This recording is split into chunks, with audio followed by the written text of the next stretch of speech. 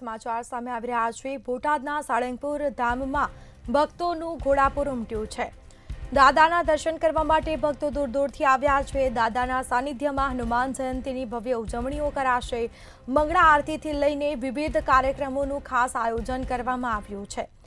લાખો ભક્તોએ કષ્ટભંજન દાદાના દિવ્ય દર્શન કરી રહ્યા છે અને ધન્યતા અનુભવી છે।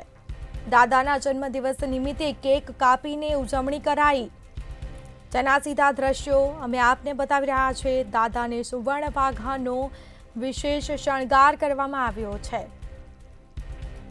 દૂર દૂરથી આવતા ભક્તો માટે ખાસ વ્યવસ્થાઓ કરવામાં આવી છે। આજે બપોરે કષ્ટભંજન દેવને મહાઅન્નકૂટ ધરાવવામાં આવશે।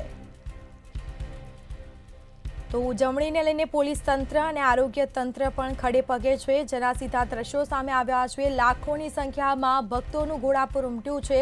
દાદાના દર્શન કરવા માટે દૂર દૂરથી ભક્તો સાળંગપુર કષ્ટભંજન પહોંચી રહ્યા છે। હૈયે હૈયું દળાય તેટલી ભીડ જોવા મળી છે।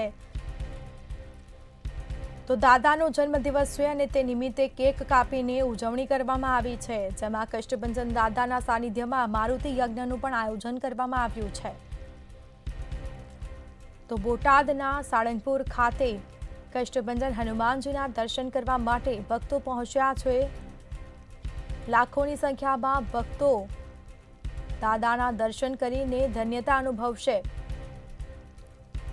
આ દ્રશ્યો સામે આવ્યા છે। ભારે ભક્તોનો ઘસારો જોવા મળી રહ્યો છે। દાદાને સુવર્ણ વાઘાનો વિશેષ શણગાર કરવામાં આવ્યો।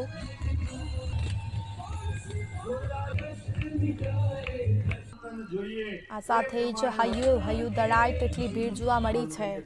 ભક્તો છે દાદાના દર્શન કરવા માટે પહોંચી રહ્યા છે અને તમામ જે ભક્તો છે તેઓમાં એક ઉત્સાહનો માહોલ જોવા મળ્યો છે। આજે શનિવાર છે અને સાથે સાથે હનુમાન જયંતી પણ છે અને ભક્તોમાં એક અનેરો ઉત્સાહ જોવા મળ્યો છે।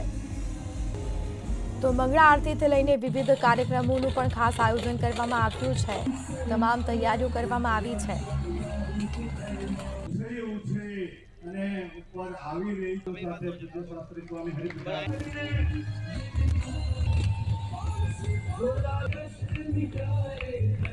જોઈએ